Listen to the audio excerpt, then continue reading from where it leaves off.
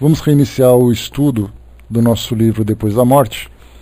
Nós estamos no capítulo O Mundo Invisível, o item número 20, que fala sobre o espiritismo na França. Esse é um capítulo curioso e tem para nós como objetivo muito mais um estudo histórico do que necessariamente de grande relevância em termos de estudo doutrinário para nós. Já que Leon Denis, quando publicou esse livro, ele falava da realidade dele naquela época, uma realidade completamente diferente do que é hoje na França, como a gente já conversou, né?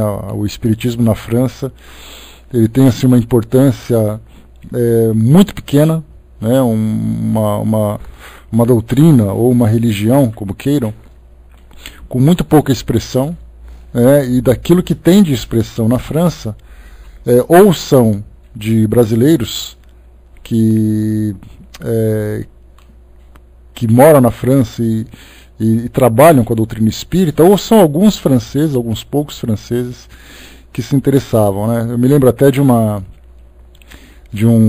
congresso que teve em Brasília, quando foi comemorado o centenário do nascimento de Chico Xavier, que foi agora em 2010, né, que nós tivemos. E então um dos palestrantes subiu na tribuna e começou a falar em francês. E as pessoas ficaram meio assustadas, né, naqueles 30 segundos que ele começou a falar em francês.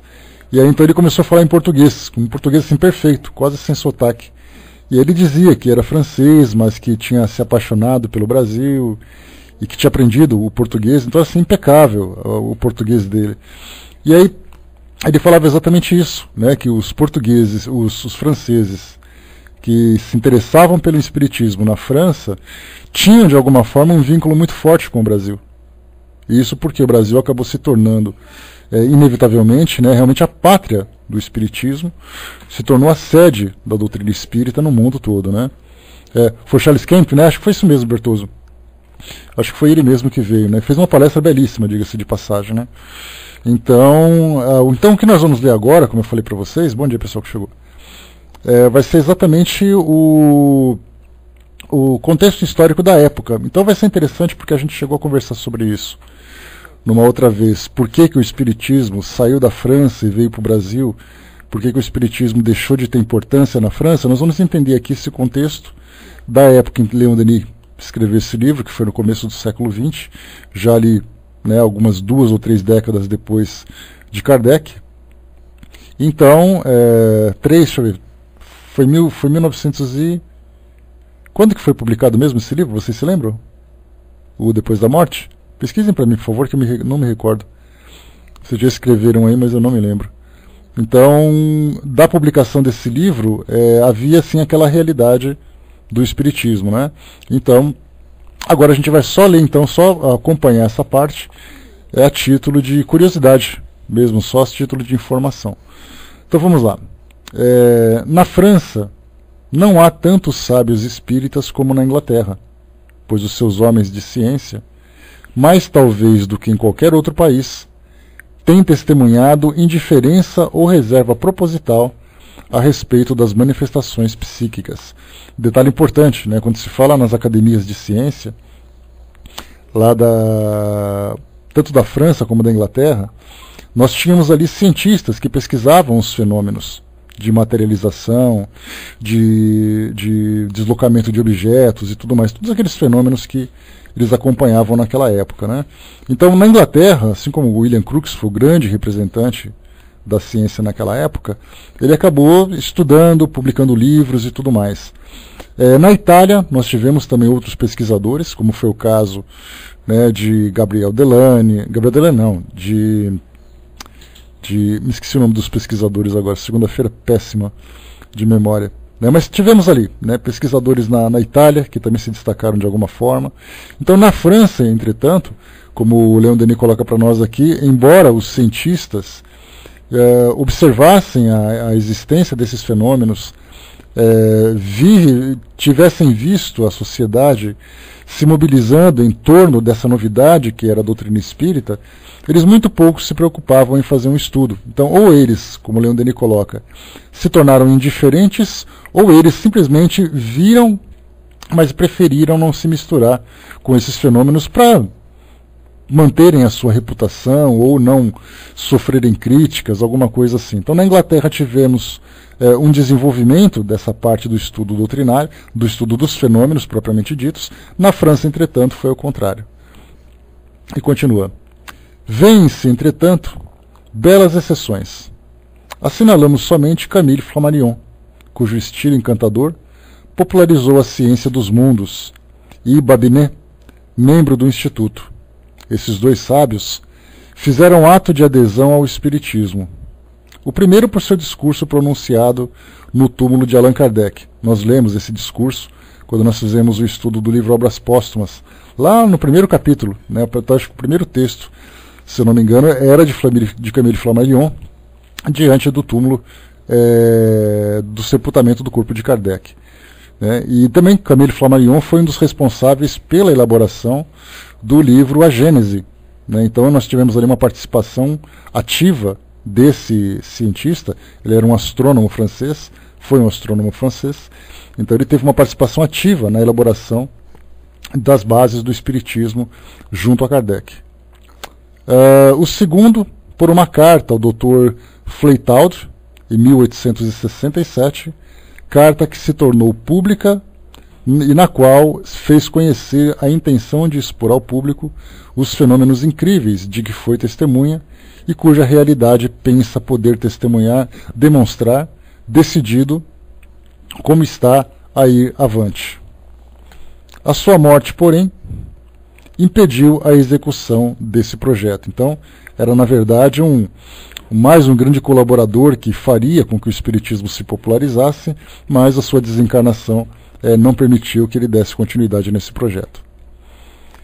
Mais recentemente, um jovem sábio de grande futuro, o Dr. Paul Gibier, discípulo favorito de Pasteur e diretor do Instituto Antirrábico de Nova York, publicou duas obras, O Espiritismo ou Faquirismo Ocidental, em Paris, 1887, e Análise das Coisas, 1889, nas quais estuda conscienciosamente e afirma com coragem a existência dos mesmos fatos.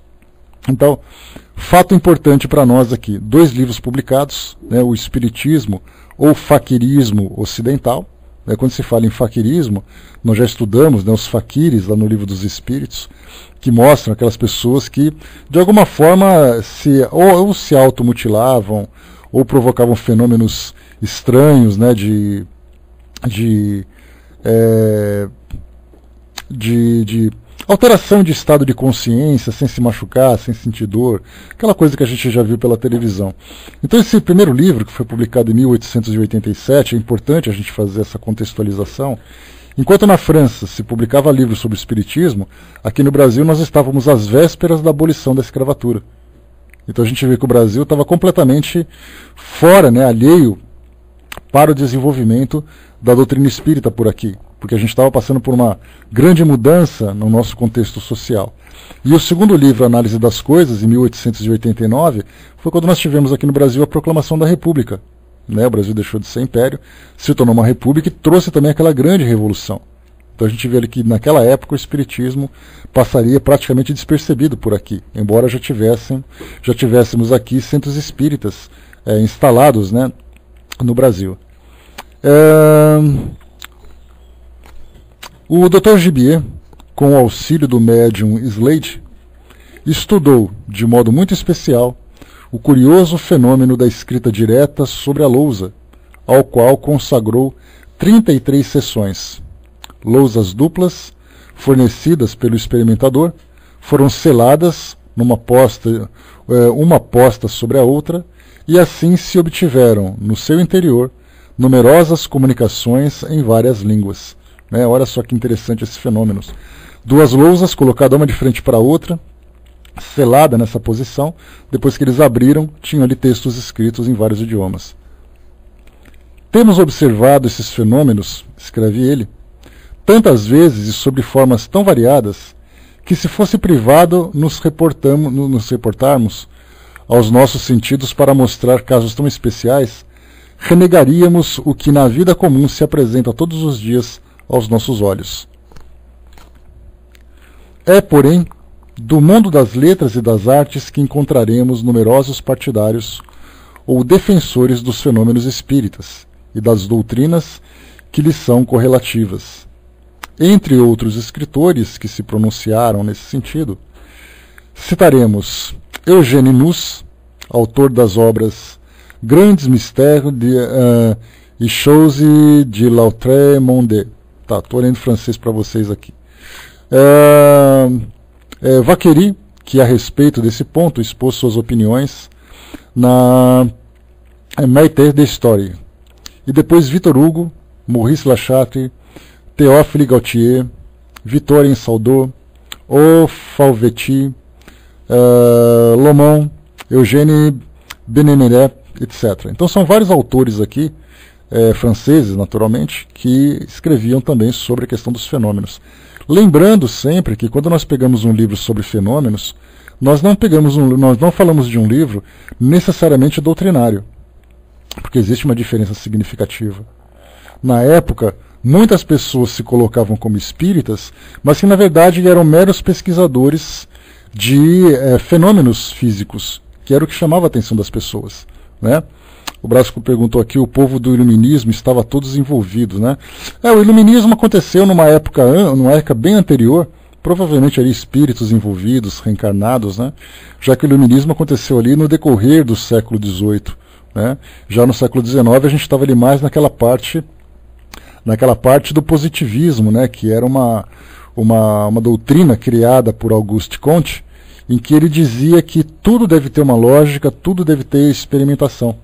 Então o positivismo veio como talvez uma consequência natural daquilo que o iluminismo, que rompeu aquela influência direta que a igreja tinha sobre a sociedade, sobre a filosofia, e aí então com o iluminismo, rompendo aquela influência e trazendo também um novo pensamento para a Europa, de um modo geral, o positivismo surgiu, a doutrina espírita surgiu.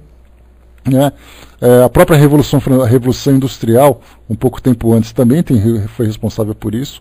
Então, na verdade, foi assim, uma reação em cadeia de vários fenômenos sociais e científicos que aconteceram naquela época, que foram provocando naturalmente essas mudanças. Né? Por isso que quando a gente vai para a escola e os alunos têm que estudar essa fase da história moderna, sobre Revolução Industrial, Revolução Francesa, os alunos detestam isso. Mas estudando isso, tendo um professor que consiga explicar exatamente, que não é apenas decorar nomes, decorar datas, mas explicar exatamente as consequências disso tudo, nessa mudança desse contexto, nós teríamos ali um entendimento muito maior. Né? A própria independência do Brasil, a própria proclamação da República do Brasil, a independência do Brasil em 1822, assim como vários países, ou todos os países da América de modo geral, desde os Estados Unidos, que foi o primeiro ali no final do século XVIII, todas essas mudanças, né, de independência, de forma de governo e tudo mais, foi uma consequência do iluminismo, que foi consequência da Revolução Industrial e outros eventos, né, até lá naquele mesmo, no Renascimento Cultural que aconteceu no começo do século XVI, também foi um grande evento, né. A Miriam colocou ali, obrigado, Miriam. Então, 1889 foi quando Depois da Morte foi lançado. Então, Leon Denis falava de 20 anos depois da desencarnação de Kardec. Então, esse contexto que havia na França, Kardec, então, já havia desencarnado 20 anos, né, 2 décadas. Então, vamos lá, continuando. É quase sempre fora das academias que as experiências espíritas na França têm sido tentadas, e sem dúvida disso provém a pouca atenção que eles têm prestado. Né? Então, quando se fala fora da academia, quer dizer que nós não tínhamos, como hoje, por exemplo, aqui no Brasil, os centros de pesquisas normalmente são vinculados a universidades. Naquela época nós tínhamos academias, né, científicas mantidas pelos governos e tudo mais, assim como nós tínhamos a Academia Real de Ciências na Inglaterra, a Academia Francesa. Então nós não víamos cientistas pesquisando, escrevendo trabalhos, publicando, né, trabalhos sobre os fenômenos espíritas que eram observados.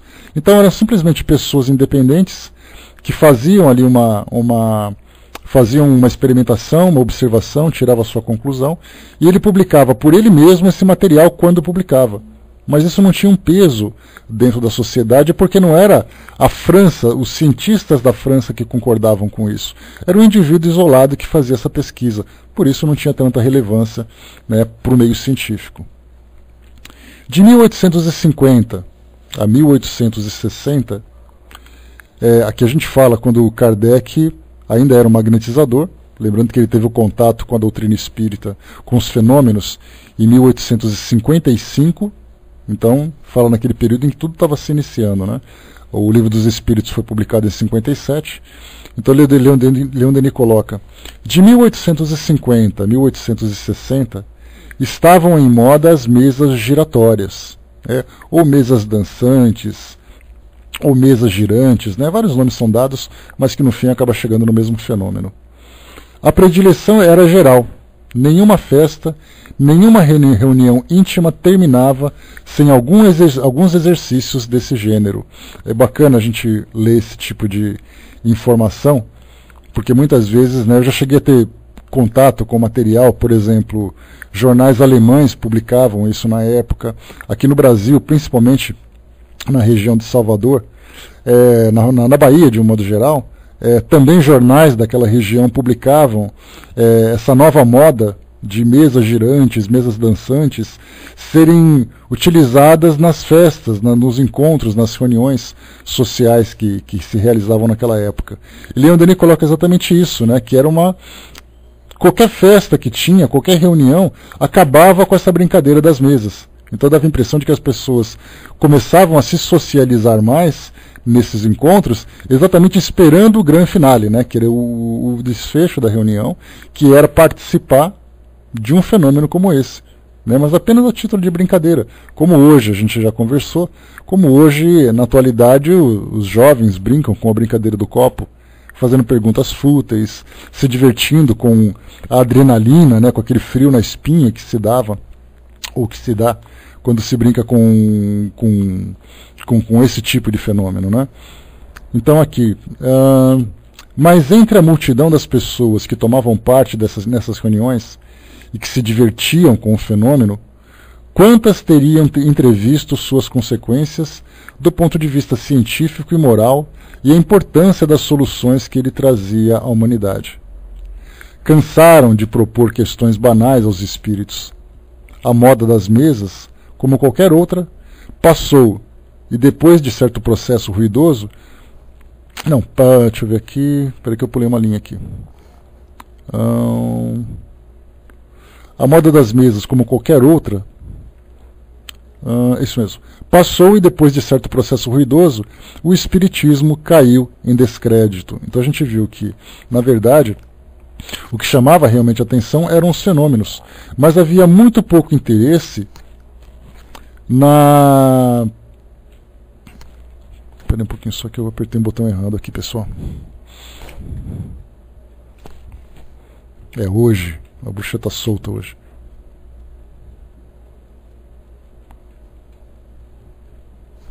Espera lá. Tá. Então, como a gente comentou em outras oportunidades, era muito comum, como é muito comum hoje, nós nos interessarmos de um modo geral muito mais por fenômenos do que por todo o conteúdo filosófico que o Espiritismo acaba apresentando. Nós vemos isso na mídia, como a gente já conversou, que o Espiritismo, embora ele tenha uma quantidade de seguidores, né, ou de estudantes, ou de adeptos na atualidade, muito pequeno comparado com o contexto religioso do Brasil. Nós temos a religião católica, que tem uma expressiva quantidade de seguidores, as religiões evangélicas, que têm aumentado também o número de seguidores, né, comparado com anos anteriores. O Espiritismo também teve um crescimento, mas um crescimento muito pequeno, né? Mas então a gente pensa assim, mas o Espiritismo ele é muito pequeno comparado com as outras religiões. De fato o é, assim como também é no mundo todo. Porém, os fenômenos ou os eventos que são estudados pelo Espiritismo, esses eventos se encontram presentes na mente de todas as pessoas. nós vemos isso na mídia de um modo geral, falando sobre aparição de fantasmas, nós vemos falando sobre reencarnação, nós vamos falar sobre vida depois da morte. Então o Espiritismo, enquanto doutrina, ele tem uma quantidade de seguidores, segundo as últimas estatísticas feitas pela Federação Espírita Brasileira, eles têm ali uma suposição de aproximadamente de 20 a 30 milhões de espíritas no mundo todo. De espíritas e simpatizantes. 20 e 30 milhões, pela quantidade de pessoas que tem no nosso planeta, é quase que insignificante. Então, o estado de São Paulo, por exemplo, tem aqui 20 milhões de pessoas. Então seria como só São Paulo, no planeta todo, tivessem espíritas aqui. Tivesse espíritas. Então, embora a doutrina espírita, e aí a quantidade de centros espíritas também é muito grande. Há pouco tempo foi feito um levantamento com mais de 8 mil centros espíritas no Brasil. Então é uma quantidade expressiva também. Mas ainda assim com poucos adeptos que se declaram realmente espíritas. Agora, de simpatizantes nós temos ali uma quantidade enorme. E esses simpatizantes normalmente se aproximam por um motivo especial. Ou vai porque um ente querido desencarnou e ele acha interessante a possibilidade de comunicação, ou porque se interessa por cirurgias espirituais, ou se interessa por essa ideia da existência de fantasmas. Então a gente vê assim que são situações isoladas que as pessoas acabam se simpatizando, mas sem terem consciência de que esses fenômenos, de que esses eventos fazem parte, na verdade, de um grande contexto filosófico que traz consequências de esclarecimento sobre a natureza humana, a natureza espiritual, a origem, o destino de todos nós, e tantos outros. Deixa eu ver que o estado de São Paulo já tem 40 milhões de habitantes, Pois é, já dobrou, Osmar? Haja gente aqui para nós, e por isso que a água está acabando. Então, para nós aqui, esse é o detalhe também que Leon Denis chama. A partir do momento em que os fenômenos das mesas, que era o que todo mundo poderia fazer, porque um outro tipo de evento que, porventura, fosse observado, ele acontecia ou de modo espontâneo, ou precisaria de um ambiente bastante controlado para que ele acontecesse. No caso das mesas girantes, qualquer pessoa poderia fazer. Só que chegou uma hora que a brincadeira ficou sem graça. Aí as pessoas simplesmente pararam de praticar essa brincadeira e, consequentemente, o espiritismo também caiu em descrédito. As pessoas pararam de dar valor para o espiritismo. E continuando aqui para nós. Mas a falta de sábios oficiais, observadores dos fenômenos, a França possuía um homem que devia representar um papel considerável, universal, no evento do espiritismo. Allan Kardec, depois de ter, durante 10 anos, estudado pelo método positivo, com razão esclarecida e paciência infatigável, as experiências feitas em Paris, depois de ter recolhido os testemunhos e documentos de todos os pontos do globo lhe chegaram, coordenou esse conjunto de fatos, deduziu os princípios gerais e compôs um corpo de doutrina, contido em 5 volumes, cujo êxito foi tal que alguns ultrapassaram hoje a 40ª edição, a saber, o Livro dos Espíritos, ou parte filosófica, o Livro dos Médiuns, ou parte experimental, o Evangelho segundo o Espiritismo, ou parte moral, o Céu e o Inferno, ou parte analítica, e a Gênese, ou parte científica. Aliás, o livro A Gênese é o livro que nós vamos estudar assim que acabarmos o estudo do Depois da Morte. Allan Kardec fundou a Revue Spirit, a Revista Espírita, de Paris, que se tornou o órgão, o traço de união dos espíritas do mundo inteiro e na qual se poderá acompanhar a evolução lenta e progressiva desta revelação moral ou filosófica. Então Kardec, quando ele elaborou a Revista Espírita, inclusive ele consultou os espíritos para saber exatamente se isso seria viável, se seria interessante, a proposta dele era exatamente abrir um espaço em que pudesse haver uma interação entre os espíritas do mundo todo, já que ele recebia comunicação de todas as partes. Então ele foi, na verdade, propondo, porque essa evolução da doutrina, como a gente já conversou, essa evolução ela se deu naturalmente. Não houve uma programação, porque muita gente imagina assim, Kardec no plano espiritual, quando ele estava se programando para reencarnar, ele já tinha uma listinha de quais livros ele deveria publicar, quais eram os nomes desses livros, os títulos que os livros deveriam ter. E na verdade não, na verdade quando ele chegou ele foi naturalmente desenvolvendo esse material, desenvolvendo esses projetos, para que pudesse abranger tudo aquilo que vinha como informação e como também material de trabalho para que ele pudesse desenvolver a doutrina espírita. O próprio Livro dos Médiuns, ele não veio como uma programação, eu vou lançar o Livro dos Médiuns. Antes do Livro dos Médiuns, nós tínhamos um livreto que ele lançou, porque ele lançou, por exemplo, o Livro dos Espíritos. Muita gente teve contato com esse livro. Então começou aquela curiosidade toda, outras pessoas queriam também provocar fenômenos, conversar com entes desencarnados, todo mundo queria fazer isso. E Kardec ele era constantemente abordado por pessoas para que pudessem dar uma orientação básica de como realizar uma reunião mediúnica. Houve a necessidade, a partir desse momento, de lançar um manual a título de urgência para que desse as orientações iniciais.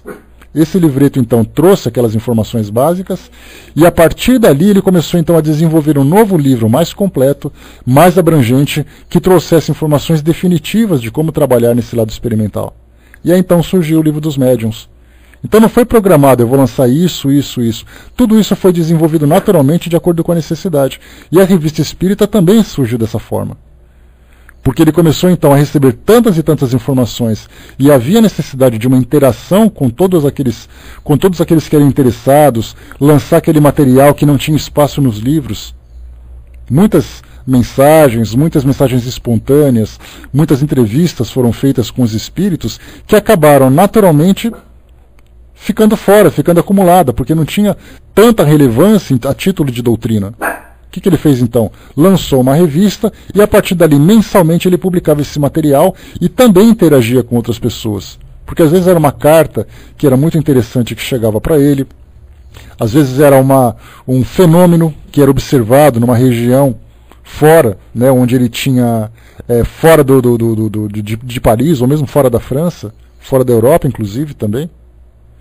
E aí então havia necessidade de uma forma de uma forma não tão formal, já que os livros que eram publicados havia necessidade daquela formalidade, havia necessidade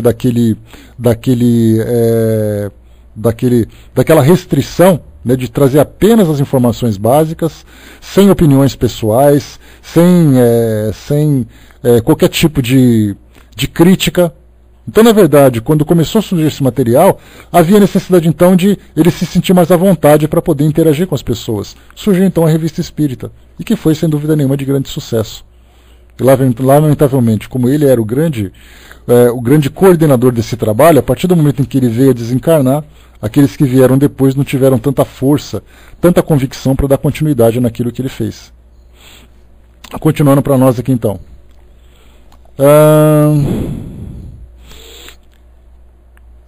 Deixa eu ver aqui, tá.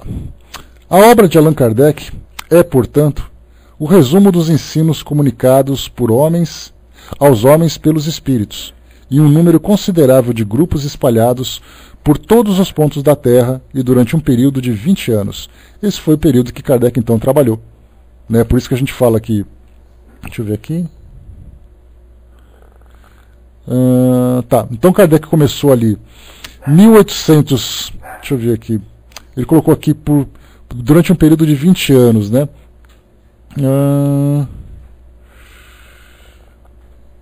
O que Kardec trabalhou, ele começou a ter contato com a doutrina espírita em 55, com os fenômenos em 55, desencarnou em 69. Foram 14 anos aqui, né? Eu não entendi porque ele ainda nem colocou 20 anos, mas Kardec teve um trabalho, né, desses 14 anos, embora lá em 1847 nós tivemos já ali as irmãs Fox nos Estados Unidos, muitos fenômenos já aconteciam, como a gente viu aqui Leon Denis colocando para nós no capítulo, que é num dos capítulos anteriores.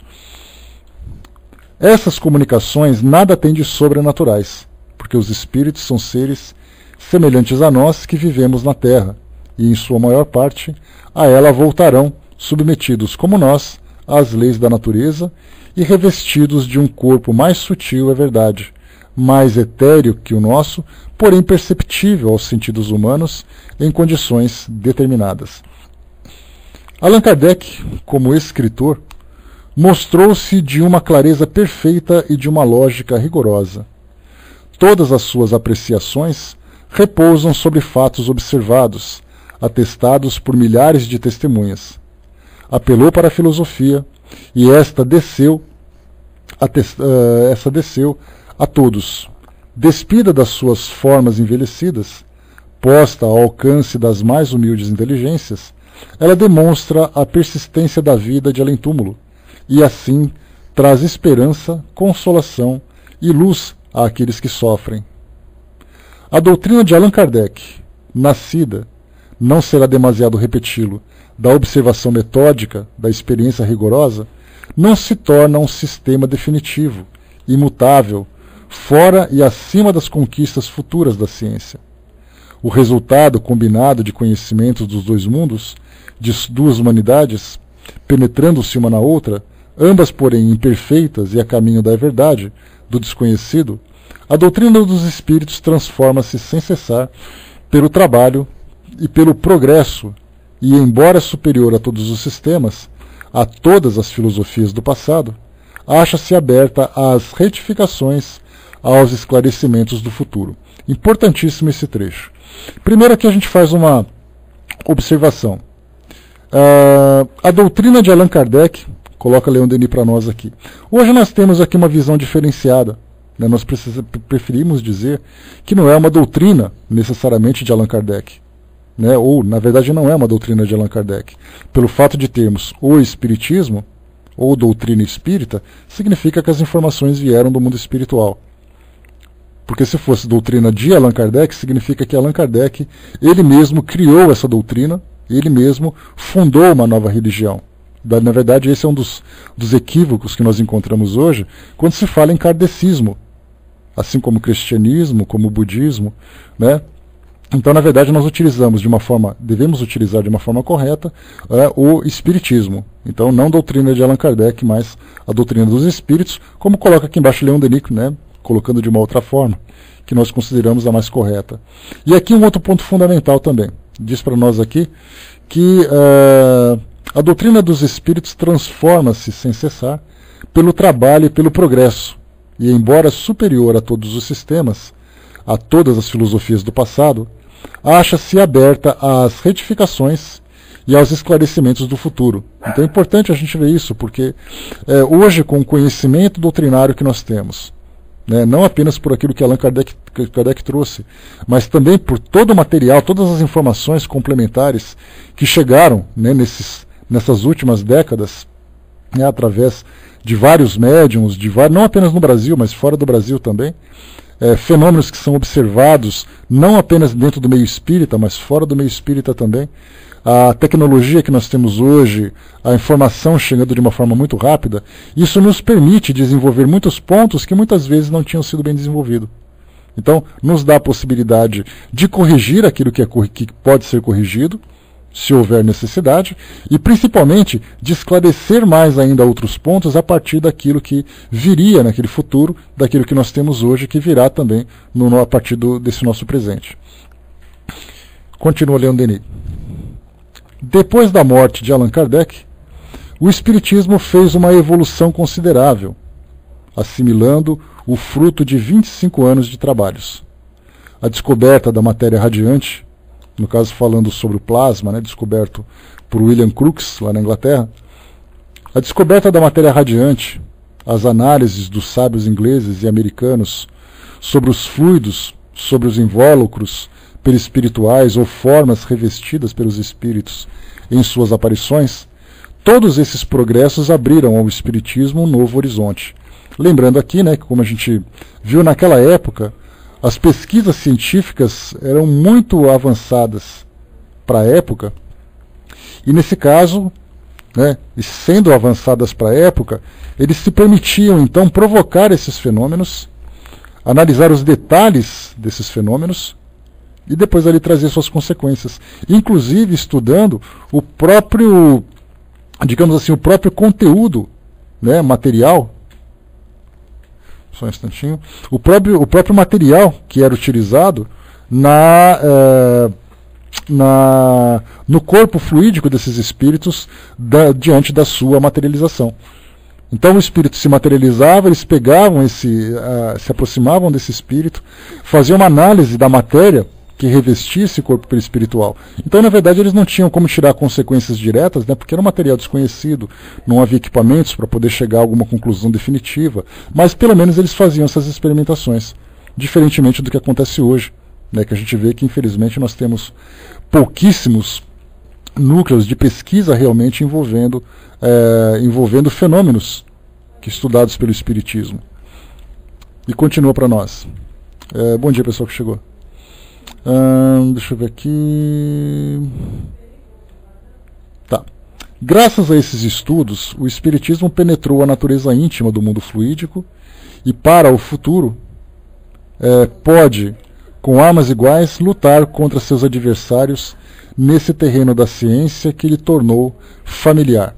Porque havia realmente uma grande discussão naquela época entre aquilo que era considerado a ciência tradicional e aquilo que veio depois como ciência espírita.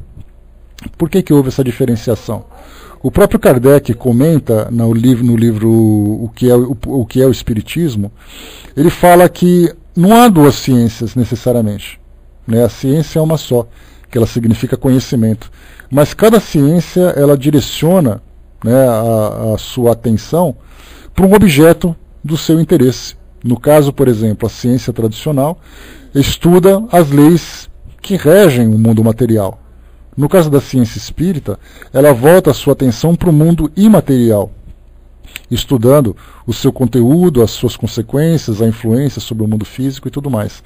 Então Kardec mesmo fala de uma forma muito, até um tanto quanto severa, no livro O que é o Espiritismo, que ele diz assim, que na ciência espírita, a ciência tradicional não pode interferir, porque não é do campo de conhecimento dela. Ela só pode lidar com aquilo que diz respeito àquilo que ela conhece. A química só pode lidar com a química, a física com a física e a biologia com a biologia. Qual dessas três áreas da ciência tradicional, da ciência terrena, pode avançar no mundo espiritual? Nenhuma delas. E como a ciência espírita começou a se desenvolver através dessa mesma metodologia, acabou se criando naquela época uma rixa entre aqueles que eram pesquisadores do mundo espiritual e os pesquisadores do mundo físico, do mundo material. Tanto era assim que muitos cientistas tinham que fazer uma escolha. Se você é um cientista e você começa a estudar o mundo material, então ou você fica num lugar ou fica em outro. Muitos desses eram depois perseguidos, ridicularizados, excluídos do meio científico pelo fato de saírem daquele hábito tradicional e começarem a estudar aquilo que fugia da lógica, fugia da razão para aqueles cientistas tradicionais. Que foi o próprio caso do William Crookes também, que ele acabou passando por isso. Ele foi convidado a estudar esses fenômenos para poder acabar com essa fantasia. Ele acabou exatamente se convertendo por comprovar a realidade dos fenômenos. Então havia realmente essa briga, os adversários da ciência espírita, a gente fala ciência espírita, exatamente a ciência focada no mundo espiritual. Então havia realmente um atrito entre essas duas linhas de pensamento. O Congresso Espírita e Espiritualista Internacional, reunido em Paris no mês de setembro de 1889, demonstrou toda a vitalidade da doutrina que acreditavam sepultada debaixo dos sarcasmos e das zombarias. 500 delegados vindos de todos os pontos do mundo assistiram às suas sessões. 95 revistas e jornais aí estiveram representados. Homens de grande saber e de alta posição, médicos, magistrados, professores e mesmo sacerdotes pertencentes às mais diversas nacionalidades, franceses, espanhóis, italianos, belgas, suíços, russos, alemães, suecos, etc. Todos tomaram parte dos debates. Os membros das diversas doutrinas representadas nesse congresso, espíritas, teosofistas, cabalistas, swedenborgianos, de Swedenborg, em perfeita união, afirmaram, por unanimidade de voto, os dois princípios seguintes. Primeiro, persistência do eu consciente depois da morte, ou seja, imortalidade da alma. 2. Relação entre vivos e mortos. Né? Então olha só que interessante, um debate internacional na França daquele porte, né, coisa que hoje, para discutir exatamente a validade da doutrina espírita.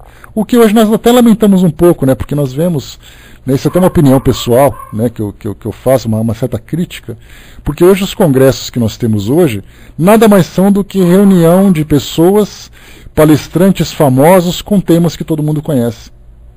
Então, como todo congresso, um congresso científico que você participa, um congresso de medicina, um congresso de psicologia, um congresso de engenharia, qualquer coisa que você vá, sempre tem o objetivo de difundir uma informação nova para todas as pessoas ali que estão presentes. No nosso caso, por exemplo, você participa de um congresso e ali você tem falando sobre reforma íntima, você tem um congresso falando sobre a vida no mundo espiritual, então não tem nada de novidade. Então o propósito dos congressos do que aconteceu naquela época comparado com o que aconteceu hoje mudou muito. Então, na verdade, quando você fala em congresso, você simplesmente está reunindo pessoas, né, para poder participar daquele evento, mas a essência do evento em si ela acabou perdendo a importância. Então nós vemos que em 1889, num congresso, juntam pessoas de várias religiões para definirem pontos fundamentais em comum, o que é de grande relevância também. Eu cheguei a participar aqui em São Paulo há mais ou menos não sei se são uns 5, 6 anos, nós tivemos aqui o primeiro Congresso Mundial Ecumênico. O nome é pomposo, né? Mas na verdade nós tínhamos ali umas 100 pessoas só, uma coisa pequena. Mas o título é bem interessante. E o tema desse congresso era a morte. E aí então os convidados eram espíritas, budistas, participantes da Seishonoye, da Umbanda, que mais que tinha? Budista, tinha acho que umas 5 ou 6 religiões. Dessas 5 ou 6 religiões, cada uma então apresentava, né, uma ideia, a sua ideia, o seu ponto de vista do que viria a ser a morte. E aí então eram pontos curiosos, né, temas interessantes. Mas na verdade nós não tivemos a participação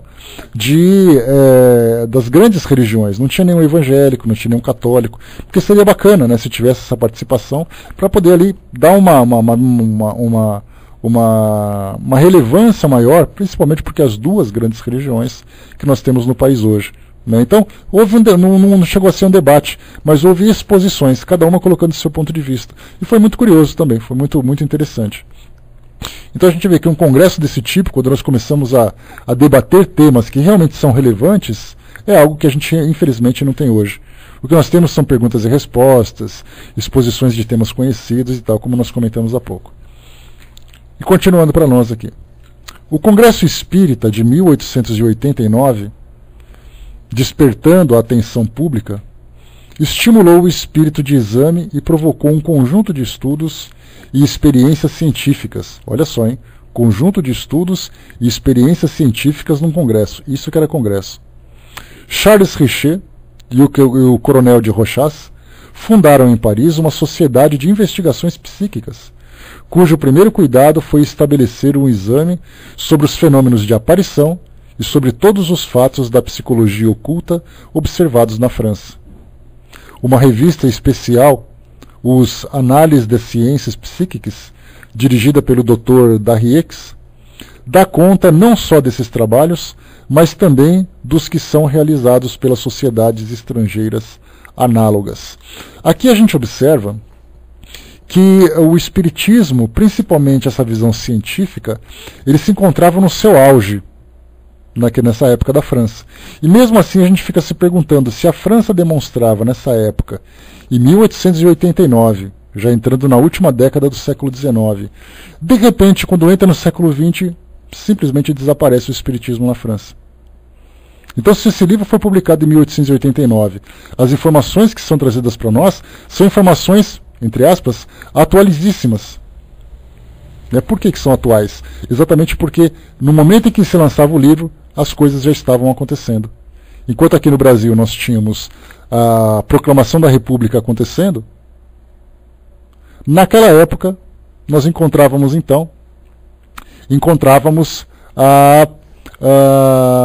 os congressos acontecendo, a ideia científica acontecendo também. E continuando para nós aqui. O Congresso Internacional de Psicologia Experimental, realizado em Londres no ano de 1892, mostrou que em pouco tempo se haviam produzido na ciência algumas modificações, especialmente notáveis sobre o assunto. Charles Richer aborda francamente a questão da nova psicologia e trata dos fenômenos espíritas, telepatia, dupla vista, etc. Esse eminente professor começa por fazer o seguinte questionário: existirá essa psicologia oculta? E então responde: para nós isso não é duvidoso, pois efetivamente existe tal psicologia. Não é possível que tantos homens distintos da Inglaterra, América, França, Alemanha, Itália e outros países se tenham deixado enganar tão grosseiramente. Eles refletiram e discutiram todas as objeções apresentadas, não encontrando motivo para atribuírem ao acaso ou ao produto de fraude qualquer dos fenômenos observados, visto terem tomado precauções antes mesmo que outros houvessem indicado. Recuso-me também a acreditar que tais trabalhos tenham sido estéreis ou que esses homens tivessem meditado, experimentado, refletido sobre meras ilusões. Então, o interessante de nós vermos de que forma que as coisas aconteciam, né, nessa época, eram realmente nomes que tinham grandes expressões, grande significado na ciência da época. Aquilo que a gente não ouve hoje. O que nós ouvimos falar na atualidade são personalidades dentro do meio espírita, mas que não representam necessariamente a sociedade científica. Então nós vemos simplesmente que, se as universidades hoje publicam trabalhos de mestrado, principalmente de doutorado, que é importante, nós vemos que são espíritas que estudam e que apresentam esses trabalhos. Mas nós não vemos nenhuma universidade preocupada em estudar.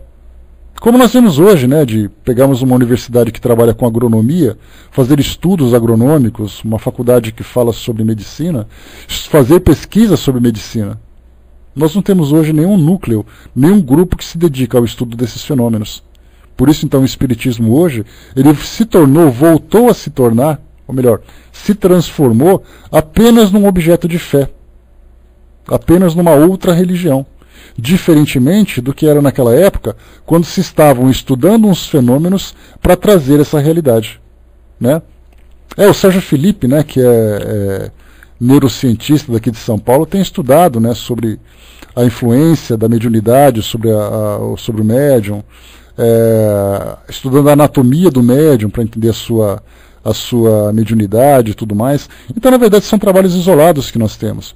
Como eu falei para vocês, ele era espírita, virou médico, faz um estudo ligando a medicina com o espiritismo. Mas a gente não vê, por exemplo, as universidades, né, onde ele atua, preocupadas em ajudá-lo, com mais cientistas, com mais recursos, simplesmente porque é uma questão de fé. Porque da mesma forma que nós temos várias teses apresentadas em trabalhos de doutorado, na atualidade dentro do meio espírita, nós temos teses também no meio evangélico. Nós temos doutores dentro da religião evangélica, temos doutores dentro da religião católica, só que eles estudam naturalmente os temas de seu interesse, falando sobre temas bíblicos, né, fazendo pesquisas arqueológicas, falando sobre questões filosóficas, questões sociais e tudo mais. Mas dentro assim, do meio espírita também nós temos, principalmente estudando sobre literatura, estudando sobre psicologia ou questões envolvendo psiquismo, como foi o caso, né, do Dr.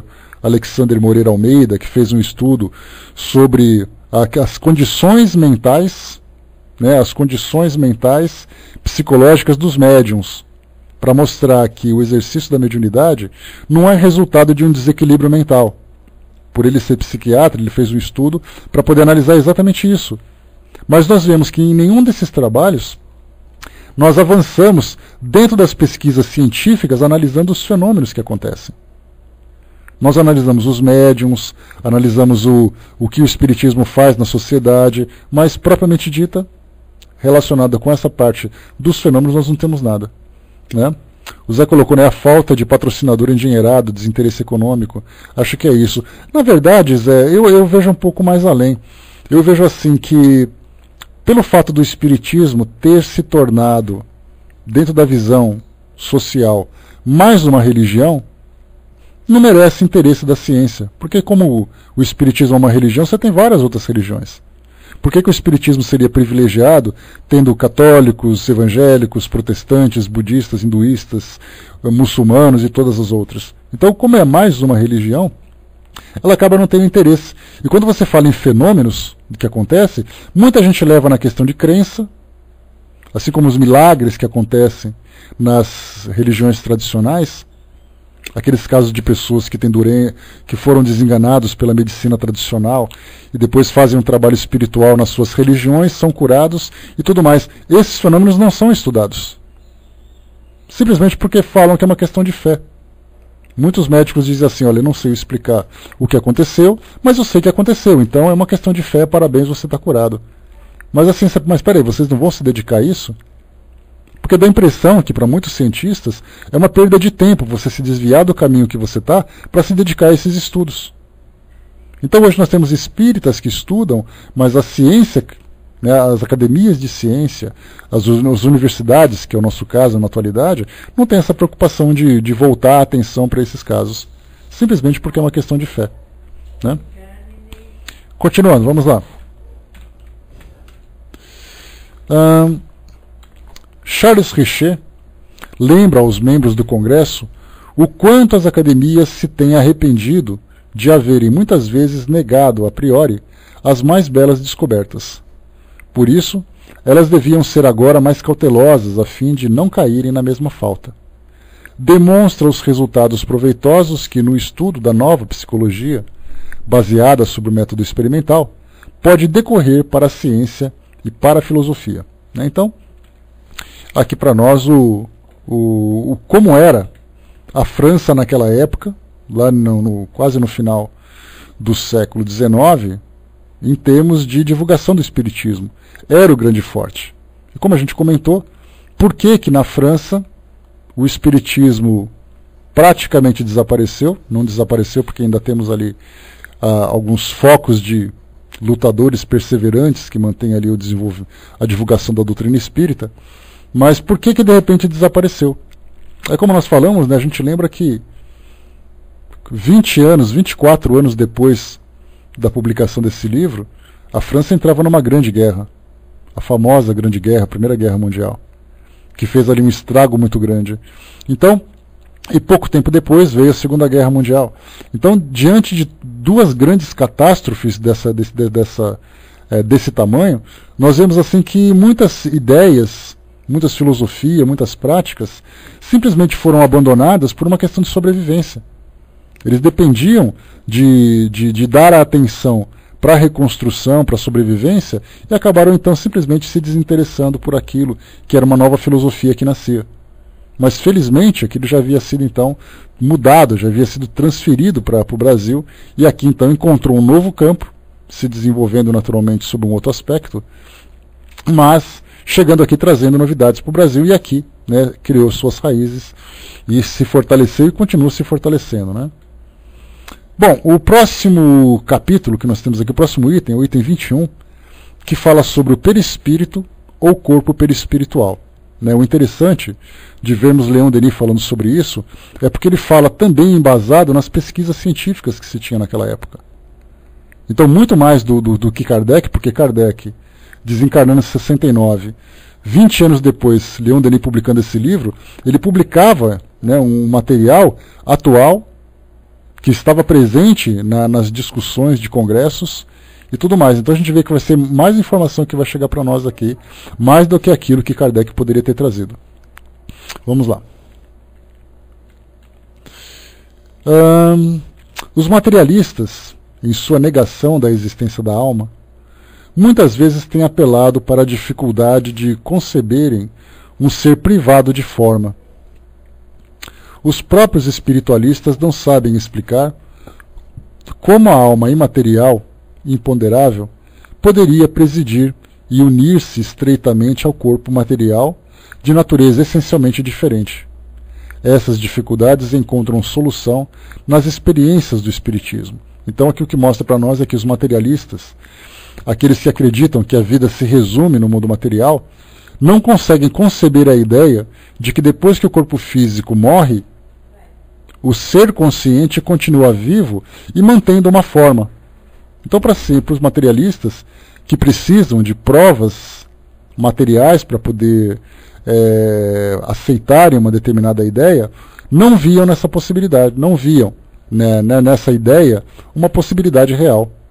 Ao mesmo tempo, nós temos também aqui, entre os próprios espíritas, como colocou aqui para nós, espiritualistas não sabem explicar como é que essa alma imaterial poderia presidir e unir-se estreitamente ao corpo material. Como é que o nosso perispírito se liga ao corpo material para fazer com que ele se movimente?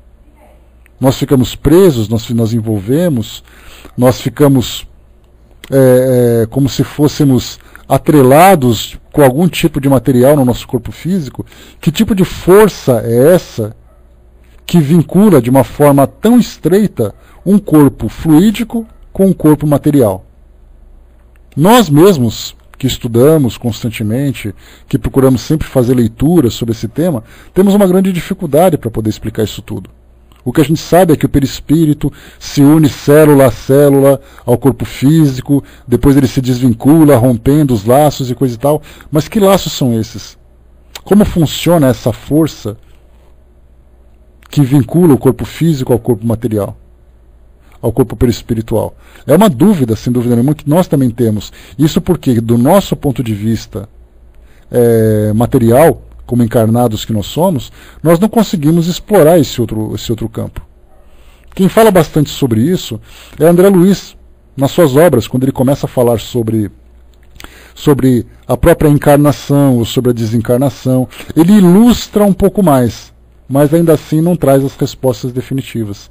Quando ele fala sobre uma desencarnação, tem um dos seus livros que ele comenta, de um senhor que está encarnado com uma doença degenerativa bastante grave e vai provocando falência múltiplas dos seus órgãos. E aí então André Luiz acompanha, e ele fala assim que ele podia através dessa visão espiritual que todos os espíritos possuem, penetrar intimamente no corpo do indivíduo e acompanhar de que forma que acontece esse desenlace. Então ele via os órgãos falindo, aquelas energias que mantinham esses órgãos, esse fluido vital, se dissipando, a matéria se tornando morta, enquanto que o perispírito vai se desvinculando. Então ele vai, na verdade, ilustrando e trazendo esses detalhes, mas ainda assim são informações que nós não temos ainda como nos aprofundar. E continua. Como precedentemente já o dissemos, a alma está, durante a vida material, assim como depois da morte, revestida constantemente de um envoltório fluídico, mais ou menos sutil e etéreo, que Allan Kardec denominou de perispírito ou corpo perispiritual. Como participa simultaneamente da alma e do corpo material, o perispírito serve de intermediário a ambos, transmite à alma as impressões dos sentidos e comunica ao corpo as vontades do espírito. No momento da morte, destaca-se da matéria tangível, abandona o corpo às decomposições do túmulo. Porém, inseparável da alma, conserva a forma exterior da personalidade desta. Quando se fala forma exterior da personalidade dessa, é exatamente ali aquele molde, que o corpo físico acabou oferecendo ao espírito, o espírito acabou se condicionando com aquela aparência e mantém então aquela mesma forma, ou seja, nós teremos a mesma aparência quando desencarnarmos, melhorada a partir do momento em que tivermos equilíbrio, para reorganizar, para harmonizar essa nossa forma. E continua. O perispírito é, pois, um organismo fluídico. É a forma pré-existente e sobrevivente do ser humano, sobre a qual se modela o envoltório carnal, como uma veste dupla e invisível, constituída de matéria quintessenciada, que atravessa todos os corpos, por mais impenetráveis que esses nos pareçam. Então, quando se fala em matéria quintessenciada, a gente já conversou sobre isso, nós falamos de 5 essências, né, que os gregos já na época falavam, né, os primeiros 4 elementos da matéria, né, o fogo, a água, o ar e a terra, era assim que eles definiam a matéria existente no universo. E aí então eles falavam que aquilo que não era material, que era imaterial, viria então como uma 5ª essência, né, um 5º elemento. Então essa 5ª essenciada é exatamente essa matéria do mundo espiritual, que era indefinida, né, não se sabia como era, mas simplesmente eles consideravam a existência dela, independente da sua composição, independente da sua quantidade e tudo mais.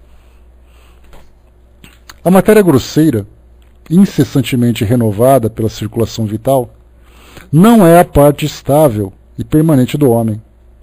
É o perispírito o que garante a manutenção da estrutura humana e dos traços fisionômicos, e isso em todas as épocas da vida, desde o nascimento até a morte. Exerce, assim, a ação de uma forma, de um molde contrátil e expansível sobre o qual as moléculas vão incorporar-se. A visão de Leon Denis é interessante. Ele diz assim para nós que o perispírito pré-existente, existindo antes da encarnação, seria como se fosse um molde onde a matéria vai cobrindo. Ela vai, na verdade, se formando, se moldando, né, à medida que o indivíduo vai se desenvolvendo biologicamente. Quem trouxe uma teoria semelhante foi o professor Hernani Guimarães Andrade, quando ele falava sobre o modelo organizador biológico. Foi uma teoria que ele levantou, falando exatamente isso, que é o perispírito que traz o formato que o nosso corpo físico vai apresentar. É a teoria dele, tem fundamento numa parte, eu não fiz nenhum estudo sobre isso, não tenho nem condições de dar nenhuma opinião, mas não deixa de ser interessante essa proposta, mereceria até um estudo. E aqui Leon Denis traz também uma ideia semelhante. Tchau, um grande abraço, Jorge. Traz uma ideia semelhante também, falando exatamente sobre isso, né, que o perispírito seria esse seria exatamente isso, Brás. Seria a matriz, né, sobre a qual o corpo físico acabaria se moldando. Muita gente vai dizer assim, não, isso não é certo, isso não existe, e coisa e tal. Mas dizer que não existe, sem dizer exatamente o que então fica no lugar, é muito difícil. Então é sempre importante a gente deixar as possibilidades em aberto para que a gente possa avaliar, com o passar do tempo, com mais informações, com mais estudos, para chegarmos então a essa conclusão. E continua. O corpo fluídico não é, entretanto, imutável. Depura-se e enobrece-se com a alma, segue-a através das suas inumeráveis encarnações, com ela sobe os degraus da escala hierárquica, torna-se cada vez mais diáfano e brilhante para, em algum dia, resplandecer com essa luz radiante de que falam as Bíblias antigas e os testemunhos da história a respeito de certas aparições. É no cérebro desse corpo espiritual que os conhecimentos se armazenam e se imprimem em linhas fosforescentes. E é sobre essas linhas que na reencarnação se modela e forma o cérebro da criança. Assim, o intelecto e o moral do espírito, longe de se perderem, capitalizam-se e se acrescem com as experiências deste. Daí as aptidões extraordinárias que trazem ao nascer certos seres precoces particularmente favorecidos. Né? Aqui é uma informação interessante, né, que nós temos hoje, e que Leon Denis coloca para nós, quando ele diz assim, que se por acaso nós temos um indivíduo que tem um cérebro privilegiado, esse cérebro favorece para ele ou a intelectualidade, ou habilidades artísticas e tudo mais. Significa que, na verdade, o espírito, já tendo na sua programação a possibilidade da manifestação desse talento, dessas habilidades. E o perispírito, tendo também essa bagagem, ele mesmo influencia a formação do seu corpo físico. Tanto é assim que nós temos que, na verdade, é o cérebro que traz desenvolvimentos fisiológicos, anatômicos, que permitem certas manifestações. Então, tanto que fizeram, né, para entender, por exemplo, a inteligência de Einstein, assim que ele desencarnou, pegaram o seu cérebro e fatiaram. Fatiaram, fizeram ali exames e tudo mais, para entender exatamente por que ele era uma pessoa tão inteligente. Então foram buscar a inteligência de Einstein no seu cérebro, sem considerar o princípio inteligente que trazia já esse conhecimento. Então o que Leon Denis coloca para nós, ele traz para nós assim uma linha de raciocínio interessante. Quando ele diz assim, o espírito, tendo todo esse conhecimento, tendo todo esse talento, e também tendo a possibilidade de manifestar isso durante a sua encarnação, o seu corpo físico fornece a ele condições de fazer isso. Podemos imaginar a mesma coisa. Se por acaso um espírito vai reencarnar e a sua tarefa durante a sua encarnação será voltada para a mediunidade, segundo a visão de Leon Denis, o seu perispírito já estaria preparado para que influenciasse o organismo para trazer essa condição de manifestar a mediunidade. Já que a mediunidade ela é uma manifestação que parte das condições orgânicas do indivíduo. Obrigado, Cinzinha. Então, quer dizer, o meu corpo físico tem que estar em condições de fazer isso. É isso aí que entra, então, o estudo que o Dr. Sérgio Felipe estava fazendo, falando sobre a tal da glândula pineal. Uma pequena glândula que existe no meio do nosso cérebro, que ele disse que ali estaria o centro, né, aquela antena que favoreceria ao indivíduo, ao médium, captar a influência do mundo espiritual. Aí nós temos ali os cristais, temos ali o tipo, a anatomia da glândula e tudo mais. Então, dentro dessa visão de Leon Denis, é até interessante. A gente pensa, por exemplo, o indivíduo vai reencarnar, trazer para vocês aqui um outro exemplo. O indivíduo vai reencarnar tendo como prova a cegueira. E aí nós temos duas possibilidades. Ou existe ali alguém que fez uma programação, como se fosse um programa de computador. Né? O Paltalk, por exemplo, é um programa que, se nós pudermos entrar no código dele, nós veremos ali um monte de números, letras, caracteres, não existe desenho nenhum. Só para vocês verem como funciona isso, façam uma experiência qualquer dia. Copiem uma foto, dá-lhe um Ctrl+C e cola no bloco de notas. Ou então manda abrir uma foto, vai lá em abrir, arquivo, abrir, e abre uma foto dentro de um bloco de notas. Vocês vão ver que a foto não vai abrir, mas vai aparecer ali um monte de números e letras. Uma coisa assim que é indecifrável para nós. O que significa isso? Que aquilo que a gente vê, na verdade, é uma aparência, mas que nos bastidores desse objeto, nós temos ali códigos e mais códigos. O nosso corpo físico, então, quando existe uma programação de uma limitação, como nesse caso que eu coloquei para vocês, da cegueira, por exemplo, nós temos duas possibilidades. Ou alguém fez uma programação prévia para que o corpo nascesse com uma doença degenerativa que prejudicasse a visão, ou o espírito, trazendo isso programado já na sua mente, moldou o seu corpo físico para trazer essa limitação. Nós temos as duas possibilidades. Nesse caso, por exemplo, que Leon Denis coloca, que a gente vê uma certa lógica, e também essa tese, essa teoria do professor Hernani Guimarães Andrade, falava exatamente sobre essa questão. Então, quer dizer, o perispírito, na verdade, que molda o corpo físico, e não o contrário. Não é o corpo físico que influencia no perispírito. Aqui, voltando um pouquinho, o Armando colocou que o movimento espírita não levou como teoria, e sim como verdade, né? E o corpo de doutrina e o estudo mesmo não está sendo feito. Aquilo que eu falei para vocês, Armando, né? Essa visão de metodologia científica que a doutrina espírita tanto precisava, nos tempos atuais ela acabou sendo esquecida. Né? Então o espiritismo virou uma questão de fé. E se você tem uma fé muito ardorosa, você vai aceitar qualquer coisa. Então a gente precisa realmente ter essa lucidez, essa tranquilidade, essa capacidade analítica de analisar esses elementos. Do contrário, qualquer coisa que chega, pronto, virou doutrina. E infelizmente é um problema.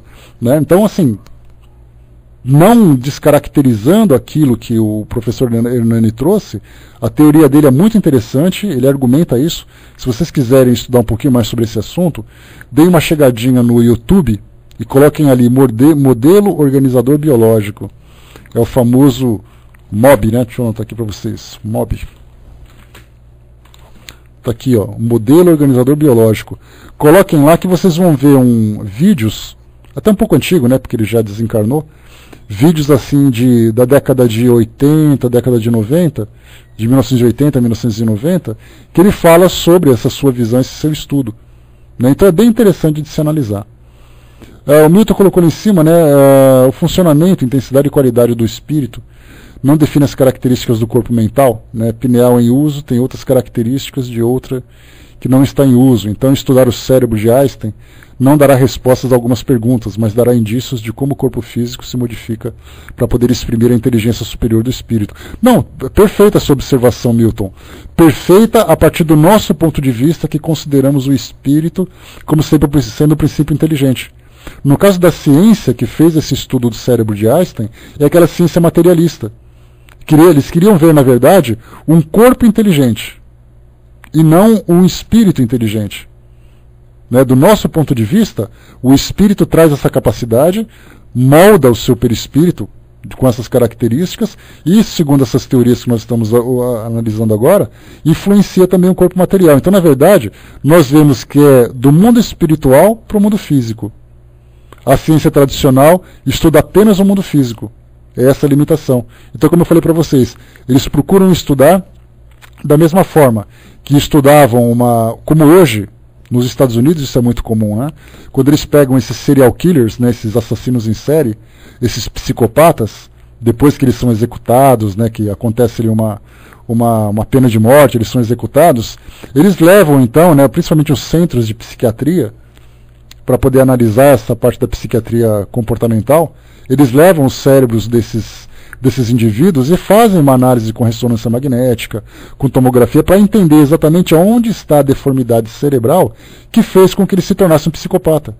Olha um outro caso para a gente estudar também.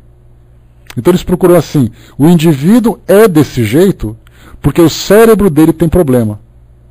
Aí a gente coloca o seguinte, e se o cérebro dele não tivesse problema? O indivíduo teria esse mesmo comportamento? Na nossa visão, a doença dele, a doença mental, o desequilíbrio que ele apresenta, já é algo que o próprio espírito tem. Essa tendência à violência, à agressividade, não é simplesmente uma influência do corpo físico. Kardec fala sobre isso lá no livro O Céu e o Inferno, naquela primeira parte, falando sobre a carne é fraca. É um capítulo que chama Carne é Fraca. Ou seja, eu responsabilizo a carne por aquilo que tem de ruim e responsabilizo a carne por aquilo que tem de bom. E eu não considero o elemento espiritual como sendo o responsável pelo uso do seu conhecimento, pelo uso de suas tendências e pelo seu próprio livre-arbítrio. Então, se eu falar que o corpo físico é responsável para tornar uma pessoa psicopata, o corpo físico é responsável por trazer uma doença para aquela pessoa, o corpo físico também é responsável pela inteligência de alguém. Então, na verdade, o único azar que nós tivemos de não sermos gênios foi não ter pego um corpo inteligente. Aí a gente pensa assim, isso tem lógica? Então a gente precisa, para que o espírito manifeste todo o seu conhecimento, há a necessidade de um veículo que possibilite isso. Um veículo que dê condições para ele, com seus neurônios, com sua capacidade de memorização, né, com a sua anatomia cerebral. A gente pensa assim, mas não é sempre assim. Quer dizer, então, que se por acaso nós encontramos um atleta que é deficiente físico, o corpo físico não o limita do seu grande potencial? Obviamente que sim. Então, tanto o corpo físico dele que o limita na sua mobilidade, neurologicamente, também pode trazer problemas da sua intelectualidade. Tanto é assim que os espíritos desencarnados que viveram uma encarnação com limitações intelectuais demonstram ali a plena consciência da sua condição e toda a inteligência que faz parte da sua bagagem. Mas ele não podia manifestar exatamente por essa limitação. Então a gente tem essa teoria de que mentalmente, o indivíduo tem a sua bagagem, o seu perispírito, durante a elaboração do seu corpo físico, influencia a matéria para que tenha condições de manifestar o seu intelecto. O Dudu perguntou: o tamanho da apatita determina o grau de mediunidade do ser humano, ou nada a ver, já que, como disse, ela é antena do plano espiritual. Segundo os estudos que foram feitos pelo Dr. Sérgio Felipe, Dudu, ele dizia que principalmente até mesmo o tipo de mediunidade influencia. Ele dizia que a quantidade de apatita que foi encontrada em algumas dessas glândulas, né, no caso da pineal, porque ele fez, né, ele foi até o IML, ele colheu durante ali fazendo autópsia e tudo mais, então ele recolheu isso e fez análise. Então ele dizia assim que a psicofonia é o tipo de mediunidade, né, que apresenta a maior quantidade de apatita. Então isso foi assim, análise, foi assim, analisando causa e consequência.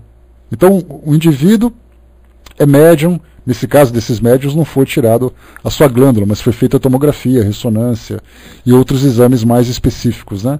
Então nós temos ali o médium de psicofonia apresenta mais cristais do que o médium de psicografia.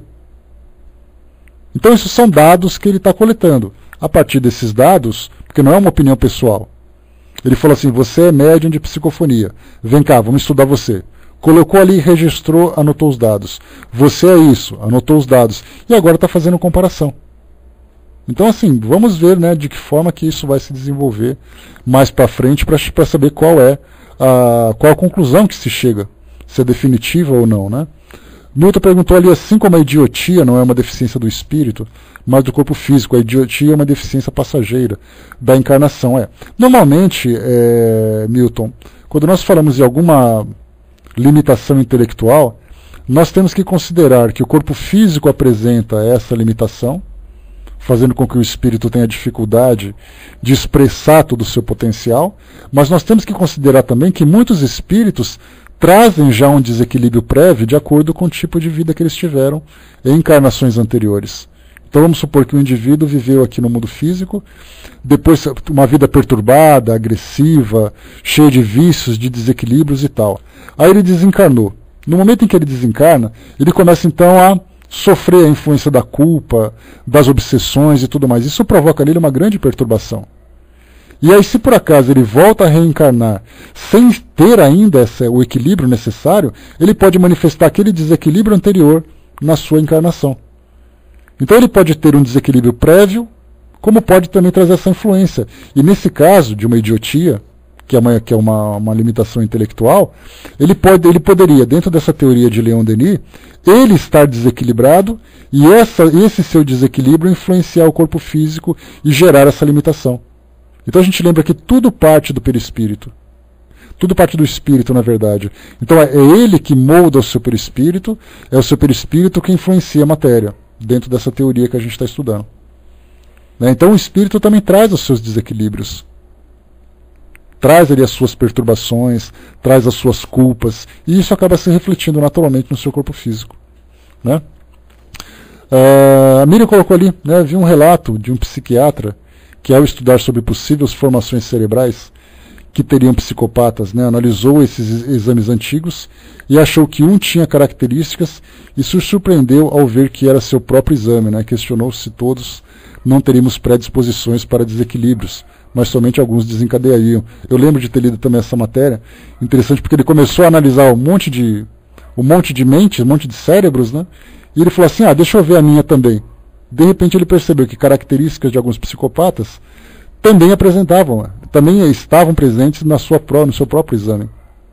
Né? Então, assim, a gente vê que poderia ou não. Então nós vemos que tudo, né, quanto mais a ciência avança nesse campo do psiquismo, nesse campo da mente, mais resposta nós temos para aquilo que na teoria, na suposição ou mesmo na fé, nós estudamos na doutrina espírita. Né?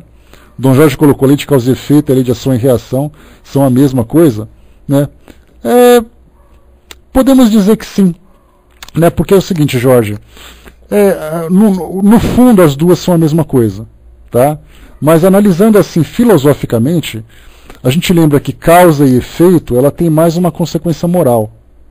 ação e reação, ela não tem ali os atenuantes e os agravantes. A física, por exemplo, diz para nós que toda ação traz uma reação na mesma intensidade, direção contrária e coisa e tal. Lei de Newton, né, estudando ali as leis newtonianas. Então, quando se fala sobre ação e reação na vida de um indivíduo, significa que, só abrindo um parênteses, o Joana de Ângeles diz o seguinte: quando você joga uma pedra para cima, essa pedra volta e cai sobre você. Mas se você abrir o guarda-chuva da caridade, você pode amortecer a queda dessa pedra. Então a gente vê que, a partir do momento em que você muda a sua conduta, essa lei de ação e reação do modo puro, como a física coloca, já não se aplica. Porque qual foi a minha ação? Eu cometi um erro. Mas esse erro me trouxe um arrependimento e me trouxe também a oportunidade de reparar aquilo que eu fiz. Então a reação, ela volta com menor intensidade. Então a causa e efeito seria assim a forma mais clara de falar sobre essa questão das nossas ações e da resposta que nós recebemos, sofrendo os agravantes ou os atenuantes. Então a lei de ação e reação, ela acaba sendo muito fria para poder analisar aquilo que essa dinâmica da vida apresenta para nós. Tá? Mas na essência acaba sendo a mesma coisa.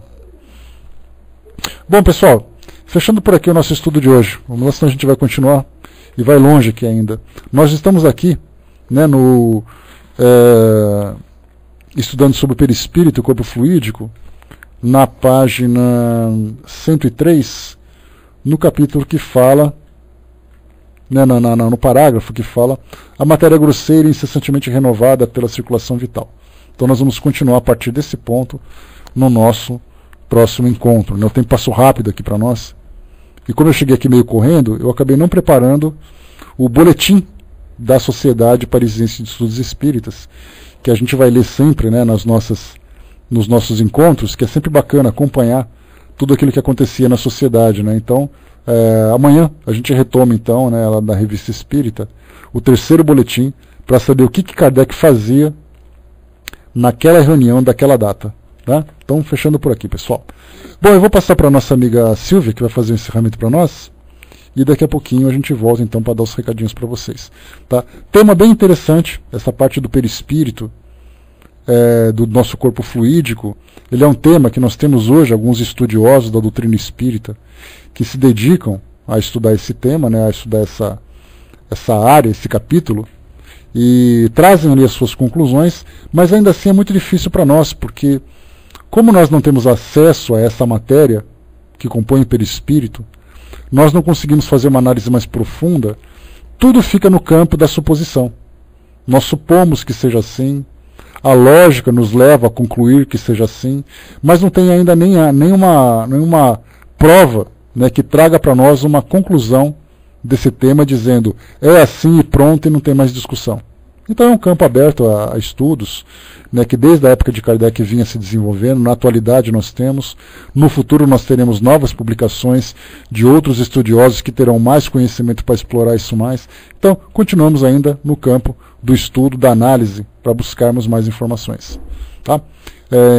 Inclusive nós temos ali livros bastante grossos, né, que trazendo muita informação sobre, ou trazendo ali muitos estudos sobre o perispírito, né? Mas a gente vai aguardando as conclusões se definirem para nós. Bom, passando para você então, Silvia, vamos lá. Beijos.